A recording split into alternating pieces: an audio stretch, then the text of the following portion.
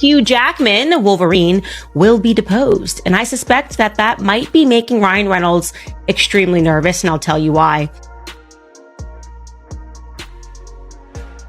They want the judge to agree to an attorney's eyes only designation to protect, as they term it, highly confidential information that could destroy the careers of the third party people that are involved. Ryan Reynolds fired from Marvel say it ain't so. Yup. The man behind the Merc with a mouth is reportedly out after a major behind the scenes controversy first.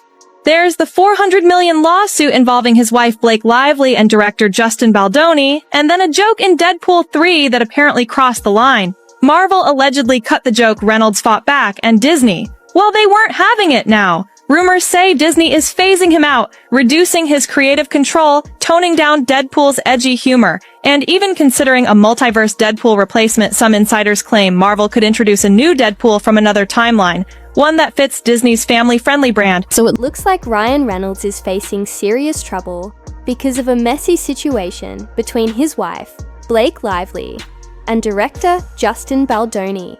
Reports say that Ryan has been fired from his role as Deadpool in the Marvel movies. The decision reportedly came from top Disney executives who own Marvel. Many fans are blaming Blake for what happened, but Ryan seems more upset with his close friend Hugh Jackman. Ryan expected Hugh to support him and help him keep his role, but Hugh chose to stay out of the drama and focus on his own career. Now, Ryan feels betrayed and their friendship may be over. What's surprising is that this drama didn't even directly involve Ryan. He stepped in only to support his wife, but it cost him a big role. Some people are wondering why Disney would take such a big step. The answer may be a rule in their contracts called a morality clause. This allows Disney to fire someone if they are involved in a scandal that could harm the company's image. Even though Ryan may have just been trying to be a good husband, there were better ways he could have handled things without turning it into a public issue.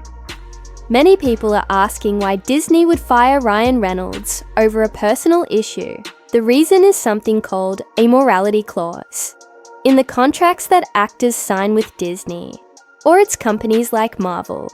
This clause allows Disney to cancel a contract if the actor is involved in any kind of scandal or behavior that could harm the company's image.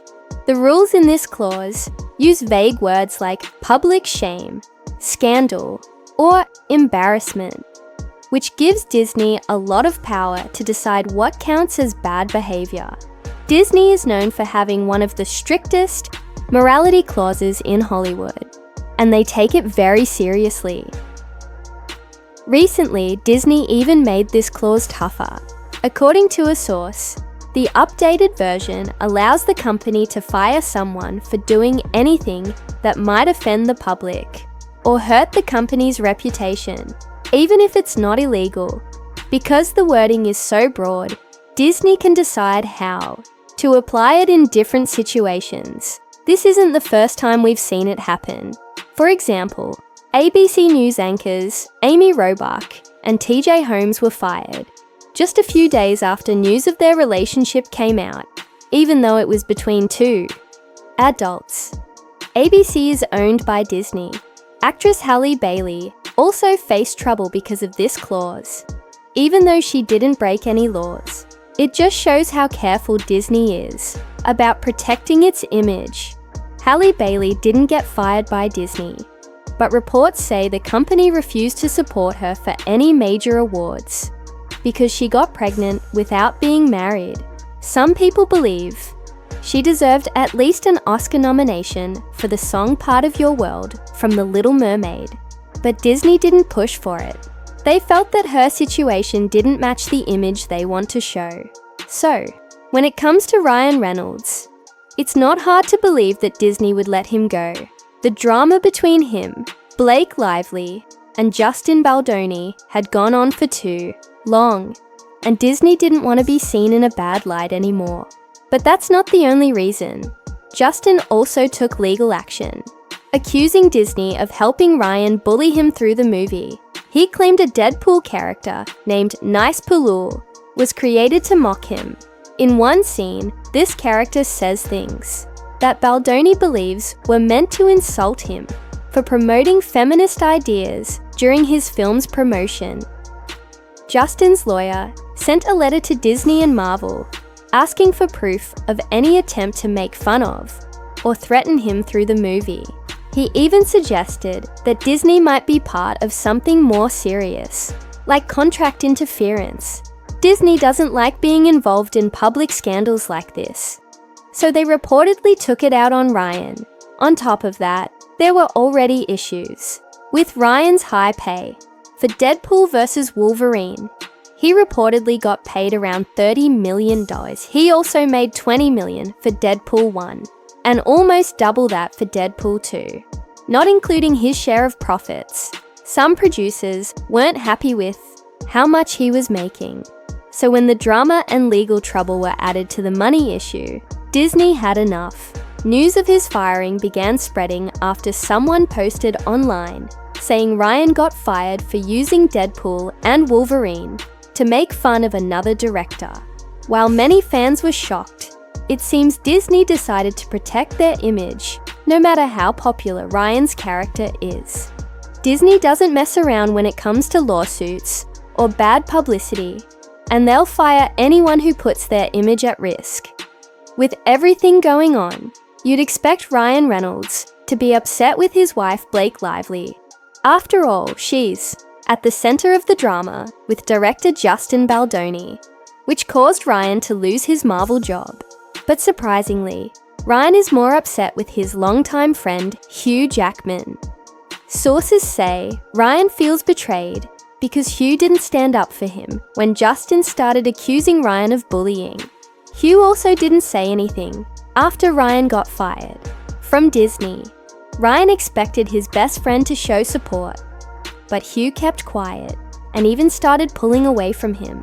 Since Ryan and Hugh have been close like brothers for years, this silence really hurt Ryan and made him feel abandoned. Still, this is Hollywood, and most people will protect themselves first, even if it means cutting ties with friends.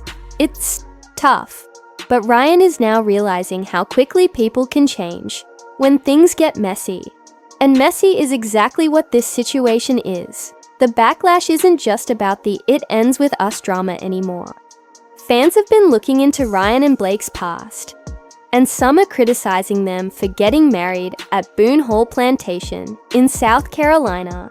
The location has a dark history related to slavery, and many people see it as disrespectful. So now Ryan and Blake are facing heat from all sides, and things just keep getting worse.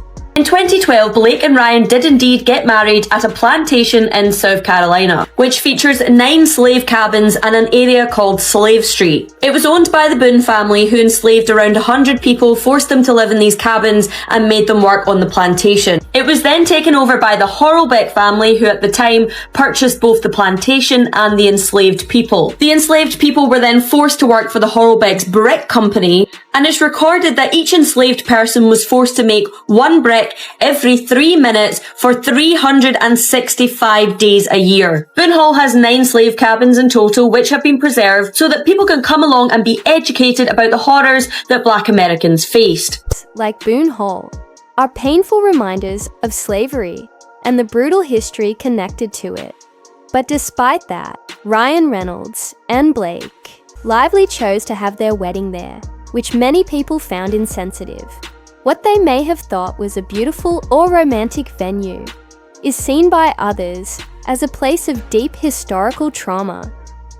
Now that this detail has resurfaced, fans are criticizing them heavily and questioning their judgment. It's just one more reason people are giving Ryan and Blake the side eye as more of their past decisions come under fire. All of this brouhaha around Blake Lively right now made me want to revisit the plantation wedding controversy because I don't think it's been explained well in the media. So Blake and Ryan got married at the Boone Hall plantation in South Carolina in the United States. This plantation appeared in the film The Notebook as the main character Allie's family summer home. Now, plantations in the USA and other former British colonies in the Americas have a dark history. To make a long story short, in the early 17th century, English settlers were offered large plots of land as a reward for exploring these uncharted territories, which were the Americas. These plots of land were cultivated to produce agriculture and eventually became plantations. To maintain the plantations, settlers bought people from West Africa and trafficked them to the Americas. They were enslaved and used as free manpower to enrich the settlers. After the Civil War in America, the plantation system essentially collapsed, partially because of the end of all that free labor. Now, in the modern era, some of the plantation homes that remain were transformed into historic sites for people to visit and learn about. Like this one, which was Thomas Jefferson's home. Dr. Etta Fields Black, professor of history at Carnegie Mellon University, states that a plantation must interpret the entire history of all of the people who lived on the property. In other words, don't just show this without any discussion of this. Talk about the full history. However, she also said that this shouldn't deter anybody from appreciating the antebellum architecture of plantation homes or the gardens surrounding them, because it may provide a chance to spotlight the beautiful work of the enslaved crafters that has been largely erased from architectural history. So yes, go ahead, look and learn about plantations. But should you get married at one? Some want the antebellum aesthetic without having to think about what might have gone into building that aesthetic.